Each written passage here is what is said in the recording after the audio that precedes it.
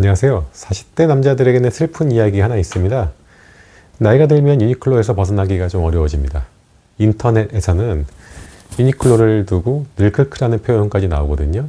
처음에는 저도 웃었습니다. 그런데 생각해보니까 진짜 갈 데가 별로 없어요. 티셔츠가 필요할 때, 또 회사 갈 때 입을 바지가 필요할 때, 여름에는 에어리즘, 또 겨울에는 히트텍이 필요하잖아요. 너무 비싼 건 싫어요. 그렇다고 너무 싼 티 나는 것도 싫고요. 너무 젊어 보이는 것도 싫고 너무 아저씨 같은 것도 싫습니다. 이 조건을 하나씩 넣다 보면 또다시 유니클로에 가 있는 것이죠. 그런데 여기서 재미있는 생각이 들었습니다. 만약 내일 한국에서 유니클로가 사라지면 우리는 어디로 가 있을까요? 지오다노, 탑10, 무신사 스탠다드, 스파오, 대체할 브랜드가 좀 있어 보여요. 그런데 유니클로 하나를 완전히 대체하는 브랜드를 찾으라고 한다면 생각보다 쉽지 않습니다. 그리고 더 재밌는 건 7년 전에 우리는 실제로 유니클로를 떠나려고 했었죠. 2019년 한일 관계가 악화되면서 한국에선 대규모 일본 제품 불매 운동이 시작됐어요. 노우재팬이라고요. 그 중심에 있던 브랜드 중 하나가 바로 유니클로였습니다. 일본 차를 안 사고 일본 맥주를 안 마시고 일본 여행 가지 말자는 분위기가 강해졌죠. 그 중에서도 유니클로는 일본 브랜드라는 그 정체성과 상징성이 너무 명확했습니다. 유니클로 쇼핑백을 들고 다니는 것조차 신경이 쓰였으니까요. 그리고 실제 소비도 움직였습니다. 사람들이 유니클로 대신에 다른 브랜드를 찾기 시작했던 거죠. 당시에는 꽤 많은 사람이 이렇게 생각했을 겁니다. 유니클로? 많이 보면 그만이지. 그런데 시간이 흘러보니, 그리고 지금 유니클로 매장에 한번 가보십시오. 사람 엄청 많습니다. 도대체 무슨 일이 있었던 걸까요?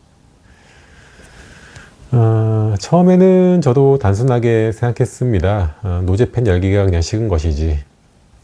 그런데 가만히 생각해보니까 조금 다른 문제가 보입니다. 유니클로를 대체할 브랜드가 있었나? 물론 쉽게 떠오르는 브랜드들은 있어요. 탑10, 스파오, 무신사 스탠다드죠. 40대 남성 기준으로는 지오다노도 여전히 가까운 대체자입니다. 그런데 묘합니다. 각각은 유니클로의 일부를 대체하는데 유니클로 전체를 대체하지는 못하는 것 같거든요. 유니클로의 경쟁력은 티셔츠를 잘 만든 데만 있는 건 아닌 거예요. 여름이 되면 에어리즘이 있습니다. 겨울이 되면 히트텍이 있습니다. 출근할 때 입을 바지가 있고 청바지가 있고 셔츠가 있고 니트가 있고 패딩도 있습니다. 그런데 무엇보다 중요한 게 있죠. 생각을 별로 안 해도 됩니다. 40대가 되면 이게 굉장히 중요하거든요. 20대는 옷이 나를 표현하는 중요한 수단이었다면 어느 순간부터 옷 때문에 고민하는 시간이 아까워진 나이가 되거든요. 엄청 멋있을 필요는 없는 거예요. 특별히 모나지만 않으면 됩니다. 회사에서도 이상하지 않고 또 주말에 애 데리고 나가도 이상하지 않고 마트에 가도 이상하지 않고 그리고 세탁기에 넣었다고 해서 망가지지 않아야 됩니다. 유니클로가 파는 건 어쩌면 옷이 아니라 옷을 고민하지 않아도 되는 편리함일 수도 있겠습니다. 그래서 40대 남자에게 유니클로가 무서운 겁니다. 그래서 한번 상상해 봤습니다. 내일 유니클로가 한국에서 철수한다면 그러면 어디로 갈까요? 일단 지오다노에 가면 기본템은 살 수 있을 것 같고요. 탑10에 가면 가성비 좋은 옷이 좀 있을 것 같아요. 그리고 무신사 스탠다드에 가면 훨씬 세련된 기본템도 있겠죠. 그런데 문제가 있습니다. 한 군데에서 끝나지가 않아요. 바지는 여기서 사고 또 기능성 이너는 저기서 사고 패딩은 또 다른 데 가서 사고 유니클로가 있을 때는 그냥 유니클로 매장 한 바퀴 돌면 끝났던 일이 복잡해지는 거죠. 그래서 강한 브랜드를 판단하는 방법 중에 하나는 매출과 팬덤이 아닐 수 있습니다. 이 브랜드가 내일 사라지면 내가 얼마나 불편한가 이 질문인 것 같습니다.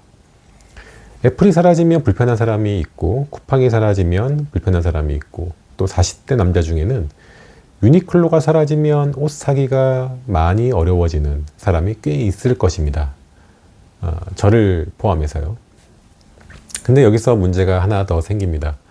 이 논리만으로 노재팬의 종말을 설명할 수는 없는 것 같거든요. 왜냐하면 아사히 같은 경우가 있기 때문입니다. 맥주는 대체자가 없나요? 옷보다 훨씬 많거든요. 국산 맥주도 맛있지만 특히 미국이나 유럽 맥주 참 인기 많잖아요. 아사히가 없다고 맥주를 못 마시는 사람은 거의 없습니다. 그런데 일본 맥주는 다시 한국 소비자의 선택지로 돌아왔습니다. 일본 여행은 더 극적입니다. 한국에서 가까운 해외여행지가 일본만 있는 것도 아닌데 일본은 다시 매우 익숙한 해외여행지가 되었습니다.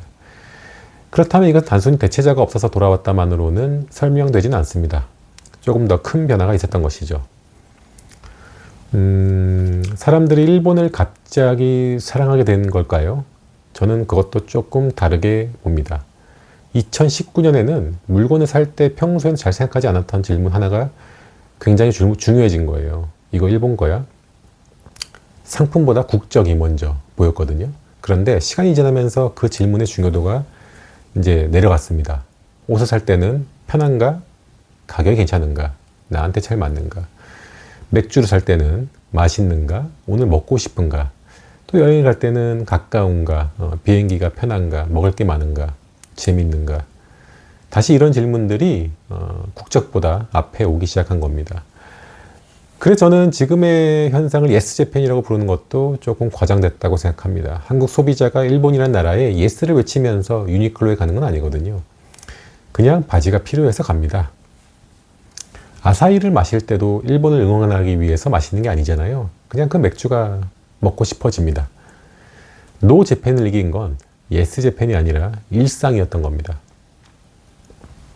그리고 여기에는 기업 입장에서 꽤 중요한 교훈이 하나 있습니다. 불매운동을 버티면 된다는 이야기가 아닙니다. 오히려 반대입니다. 소비자의 감정은 기업이 통제하기가 어렵다는 것입니다. 이는 정치도 통제할 수가 없고 국가 간의 관계도 통제할 수 없는 것 같습니다. 기업이 할 수 있는 건 하나입니다. 소비자가 다시 돌아올 이유를 만들어 놓는 것이죠. 유니클로의 진짜 힘은 일본 브랜드라는 데 있지 않았습니다. 유니클로가 없어졌을 때 그럼 어디서 사지? 라는 생각이 들게 만드는 데 있었습니다. 그래서 2019년 우리는 유니클로를 떠날 수 있었겠지만 시간이 흐른 뒤에 다시 옷이 필요해지고 또 40대가 된 우리는 옷장 앞에서 다시 생각하죠. 지오단을 갈까? 탑10을 갈까? 무신사를 갈까? 그러다가 결국 또 유니클로에 가 있는 것입니다. 참 늘 크크 무서운 말이잖아요.